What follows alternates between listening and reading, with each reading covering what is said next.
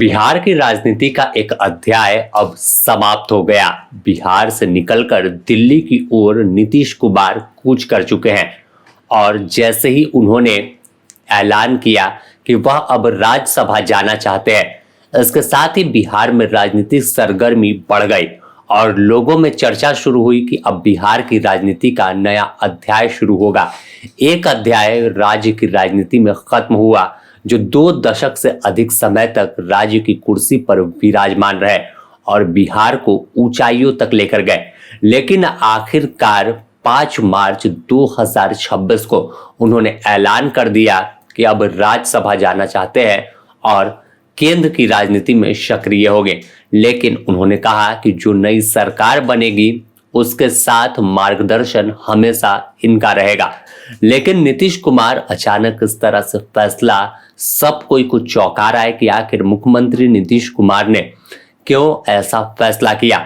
कई लोग इसके अलग अलग मायने निकाल रहे हैं। अगर जनता दल यूनाइटेड के नेताओं की बात करें तो नेताओं में भी खुलकर कुछ अब तक बयान सामने नहीं आया, लेकिन कार्यकर्ता नीतीश कुमार के आवास के बाहर पहुंचकर हंगामा करने लगे और वहां पहुंचे कई मंत्री और जेडीयू विधायकों को भागना पड़ा। उनके गाड़ी के सामने खड़े होकर बवाल काटने लगे। लेकिन पूरे मामले को मिलाकर अब लोग यह भी कह रहे हैं कि बिहार में ऑपरेशन लोटस जो था वो लेट से हुआ और ऑपरेशन लोटस ऐसे सरीके तरीके से किया गया, ऐसे बेहतरीन तरीके से किया गया कि नीतीश कुमार खुद ऐलान कर रहे हैं कि अब वह दिल्ली यानी राज्यसभा जाएंगे। ऐसे में अब हम पूरे मामले में देखें तो नीतीश कुमार सबसे ज्यादा बार मुख्यमंत्री बनने वाले कोई व्यक्ति थे। 10 बार बिहार की कमान संभाली है और कैसे एक आंदोलन से लेकर राज्य की कमान अपने हाथों में लेकर नीतीश कुमार चले, तो यह अपने आप में बड़ी बात थी कि एक लड़का जो कभी आंदोलन करता था, जेपी आंदोलन से सक्रिय हुआ और आखिरकार 2026 तक बिहार की कमान संभाल कर रखा।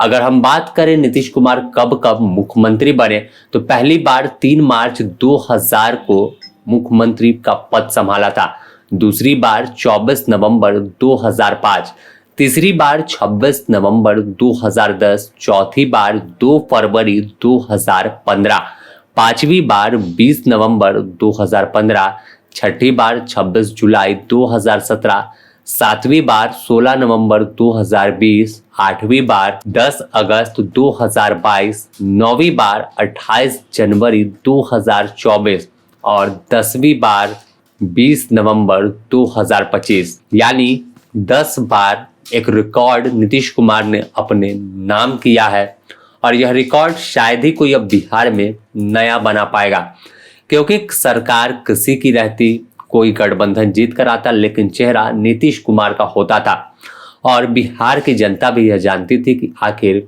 सीएम तो नीतीश कुमार रहेंगे। लेकिन अब नीतीश कुमार बिहार की राजनीति से कटने वाले हैं। अगर इस पूरे मामले पर देखें तो नीतीश कुमार ने खुद सोशल मीडिया पर पोस्ट कर यह ऐलान किया है, अपने ट्विटर पर लिखा है कि पिछले 2 दशक से अधिक समय से अपना विश्वास और मार्गदर्शन मेरे साथ लगातार बनाए रखा तथा उसी के बल पर हमने बिहार और सब लोगों को पूरी निष्ठा से सेवा की। आपके विश्वास और समर्थन की ताकत है कि बिहार आज विकसित विकास और बिहार आगे बढ़ रहा है, हर क्षेत्र में विकास हो रहा है, यह नीतीश कुमार लिखते हैं। लेकिन आगे जब आप पढ़ेंगे तो वही लाइन थी जब ऐलान नीतीश कुमार ने किया कि संसदीय जीवन शुरू करने के लिए समय से मेरे मन में इच्छा थी। मैं बिहार विधानमंडल से दोनों सदनों के साथ संसद के भी दोनों सदन का सदस्य बनूं, इसकी इच्छा थी। इसी क्रम में इस बार हो रहे चुनाव में राज्यसभा का सदस्य बनना चाह रहा हूं। बस यही ऐलान ने साफ किया कि बिहार की राजनीति अब नए रास्ते पर चलने वाली है और जो चर्चा नीतीश कुमार को लेकर थी वह चर्चा अब हकीकत में बदल गई। नीतीश कुमार दिल्ली जाने को तैयार है। इस पूरे मामले पर अगर देखें तो तेजस्वी यादव ने भी स्वागत किया है और कहा कि नीतीश कुमार को जबरन इस्तीफा लेने को दबाव दिया गया, लेकिन पूरे मामले को लेकर उन्होंने स्वागत किया कि उनके बेटे जब राजनीति में आएंगे तो और अच्छा रहेगा। तो घोड़ी पे चढ़ाया है दूल्हा बना करके, लेकिन फेरा किसी और के साथ दिला रहा है। यही सच्चाई है। और बीजेपी नहीं चाहती है कि कोई ओबीसी समाज, अति पिछड़ा समाज, दलित आदिवासी समाज जो लीडर है या सामाजिक न्याय की जो बात करता है, धर्मनिरपेक्षता की जो बात करता है, उसको ये भाजपा टिकने नहीं देना चाहते। हम जानते हैं उड़ीसा में, मध्य प्रदेश में, हर जगह जो है ये ऐसे सीएम चुनते हैं भाजपा, भले ही ओबीसी समाज के हो, लेकिन रबर स्टैंप वाला जो सीएम जो है भाजपा जो है चुनती है।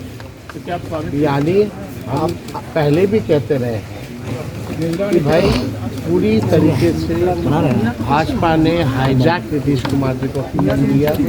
आज वो बात जो है साबित हो गई। ऐसी परिस्थिति में आपके पार्टी का क्या स्टैंड रहेगा? सर, आपके पार्टी का क्या स्टैंड रहेगा?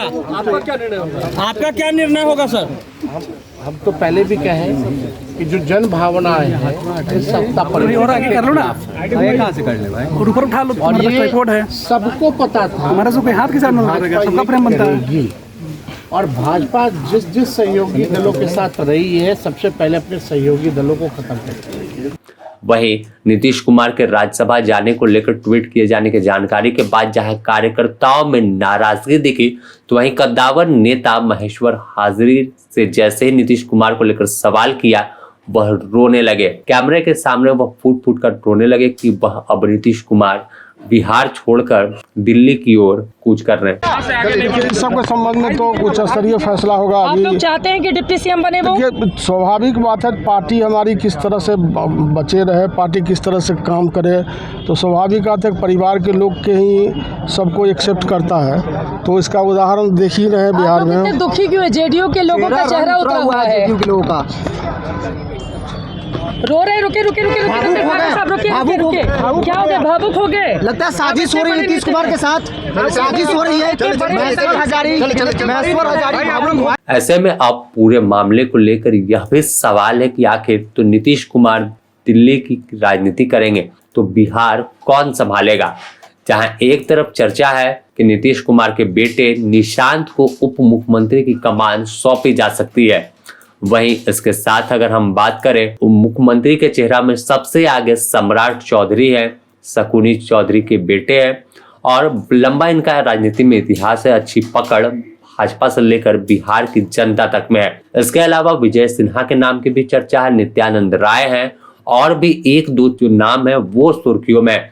लेकिन भाजपा हर बार चौंकाती है, तो लोगों के मन में यह भी सवाल है कि अभी कुछ भी कहना जल्दबाजी होगी। भाजपा है, कोई नया पत्ता खोल सकती है।